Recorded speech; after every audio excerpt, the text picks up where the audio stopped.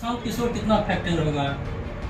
नहीं, कोई फैक्टर नहीं होगा। 4 सीट जिनको नहीं चुनाव लड़ाने के लिए आ रहा है, पिछले 3 महीने से 10 करोड़ रुपए से अधिक खर्चा कर दिए हैं और आगे भी बहुत पैसा खर्चा करने का मन में बना रखा है। ठीक है, जब जो आदमी 4 सीट नहीं चुनाव लड़ सकता सही से, वो 243 क्या लड़ेगा। बिहार में विधानसभा चुनाव अगले साल 2025 में होने वाला है।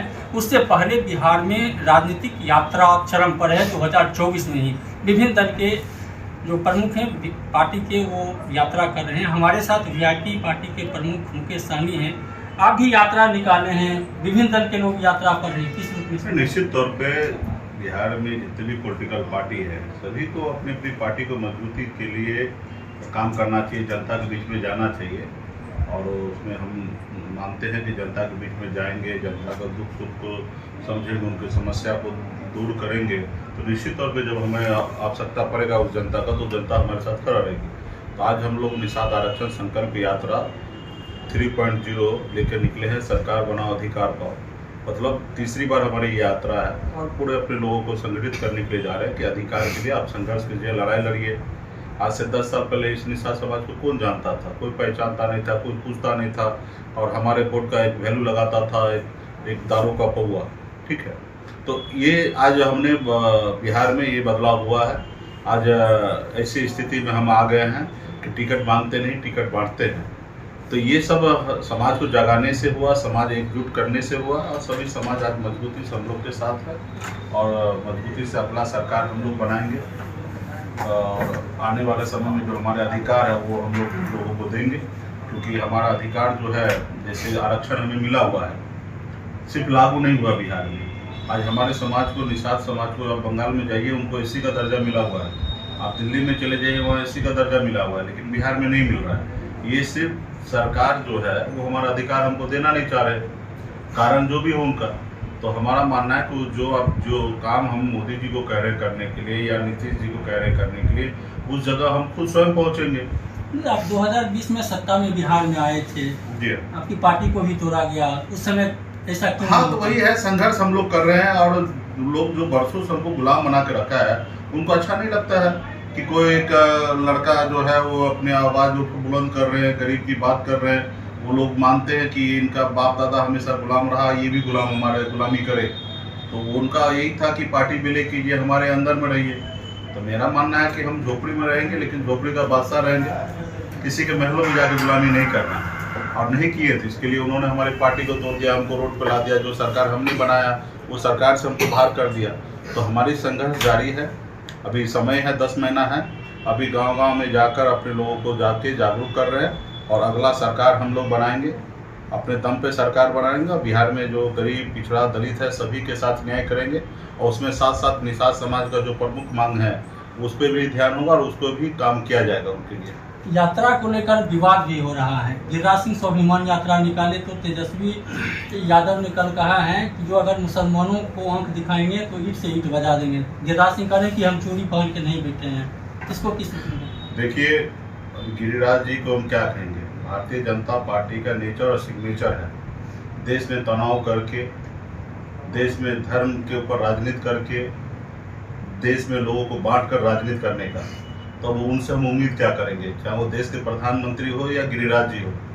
हमारे जो भारत के जो मूल जो आत्मा है, संसद भवन, वहाँ पे जाके इन लोगों ने शपथ खाया है, ईश्वर को साक्षी मान के शपथ खाया है, शपथ लिया है कि हम जाति धर्म में भेदभाव नहीं करेंगे, सभी को एक चश्मा से देखेंगे।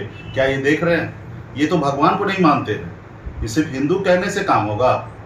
ये भगवान को अगर आप मानते हैं तो भगवान के नाम पे आप शपथ लिए हैं, क्या उस रास्ते पे चल रहे हैं? क्या वो शपथ आपको इजाज़त देता है कि आप मुसलमान को टारगेट कीजिएगा, कि किसी अन्य जाति को, किसी धर्म को टारगेट कीजिएगा?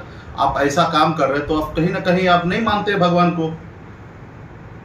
अगर भगवान को मानते तो आप बताइए ना, आप संसद भवन में आपने शपथ लिया है, उसके अनुकूल आप चल रहे हैं। तो ऐसे लोगों के बारे में ज़्यादा बात करने की आवश्यकता नहीं है। ये लोग है ना, नफरत की राजनीति करने वाले, और इनका समय जा रहा है।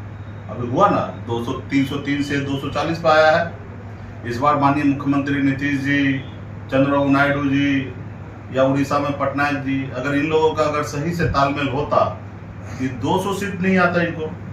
चलिए, इस बार बन गया, खुशी मनाए। अभी इनको जनता ने मौका दिया है, जनता के लिए काम करे, जनता को लड़ाए नहीं।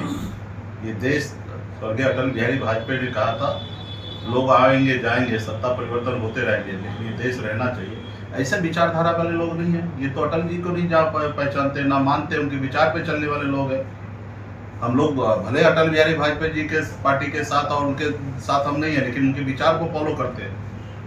हमको जो समय मिला, जो मौका मिला, उस मौका के अनुकूल हमको काम करना है। सत्ता आएंगे जाएंगे, लोग आएंगे जाएंगे।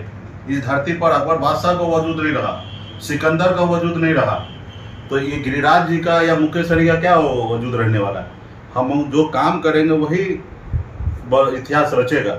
आज महात्मा गांधी जी को, भगत सिंह जी को हम क्यों याद करते? उन्होंने हमारे लिए बहुत कुछ करके गए, बलिदान दिए देश के लिए। आज उनको हम याद करते। कभी गिरिराज सिंह को कोई याद करेगा? गाली देंगे उनको। गिरिराज जी एक सांसद है, माननीय है। मेरा आग्रह है उनसे कि इस तरीके से नहीं कीजिए, सिर्फ वोट के लिए राजनीति मत कीजिए।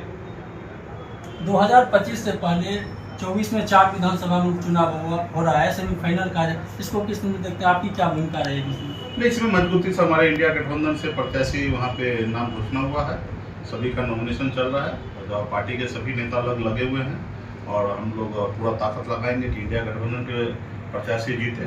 सभी पार्टी अपने अपने काम कर रहे हैं। हम भी समय निकाल कर क्षेत्र में जाएंगे, प्रचार करेंगे, हम अपने गठबंधन को दिखाएंगे।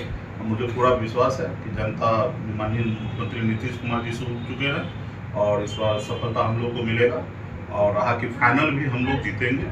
ठीक है, ये सरकार पक्ष दुनियादारी बहुत सारा चीज़ का उपयोग किया जाता है ये उपचुनाव में, तो सबका परवाह किए बगैर इस चुनाव हम लोग जीतेंगे। प्रशांत किशोर कितना फैक्टर होगा? नहीं, कोई फैक्टर नहीं होगा। 4 सीट को डिसीजन नहीं ले पाते हैं, किनको देना, नाम चेंजिंग कर रहे हैं, ये नहीं लड़ सकते, वो नहीं लड़ सकते, काहे का रणनीतिकार? कोई फैक्टर नहीं है। मतलब 4 सीट जिनको नहीं चुनाव लड़ाने के लिए आ रहा है, पिछले 3 महीने से 10 करोड़ रुपए से अधिक खर्चा कर दिए हैं और आगे भी बहुत पैसा खर्चा करने का मन में बना के रखे। ये चुनाव को बाजारीकरण कर चुके हैं और कोई फर्क नहीं पड़ने वाला है। ठीक है, जब जो आदमी 4 सीट नहीं चुनाव लड़ सकता सही से, वो 243 क्या लड़ेंगे? शराबबंदी को लेकर बार बार सवाल उठता है और जहरीली शराब से मौत भी हुई है। एनडीए के भी घटक जब सवाल उठाते हैं इसको। देखिए, पूरी तरीके से शराबबंदी फेल है। मुख्यमंत्री नीतीश कुमार जी को इस पर गंभीरता से सोचने की आवश्यकता है। उनके प्रशासन के पदाधिकारी जो है वही शराब बेचवा रहे। अभी हम भी मुजफ्फरपुर जा रहे हैं, वहाँ पे घटना हुआ है, बहुत सारे लोग वहाँ पे जहरीली शराब से उनके जान जा चुकी है।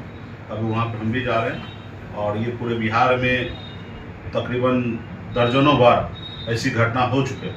लेकिन सरकार पे का बेकाबू है, अधिकारी बेकाबू है, सरकार कंट्रोल में नहीं है और इसलिए हो रहा। मतलब कोई एक बार हो, उससे सबक सीखे, दूसरी बार ना हो, दूसरी बार हो जाए, तीसरी बार हो जाए, या दर्जनों बार हो चुका है। पिछले 6-7 सालों में दर्जनों बार इस तरीके से घटना हुआ, लेकिन सरकार को इससे कोई फर्क नहीं पड़ता है। खाना पूर्ति करते हैं, मुआवजा दे देते हैं, उनको लगता है बस हो गया।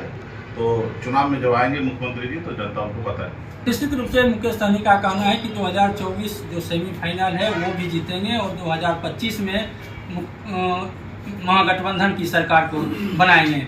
सौरभ कुमार, बेगूसराय, बिहार तक।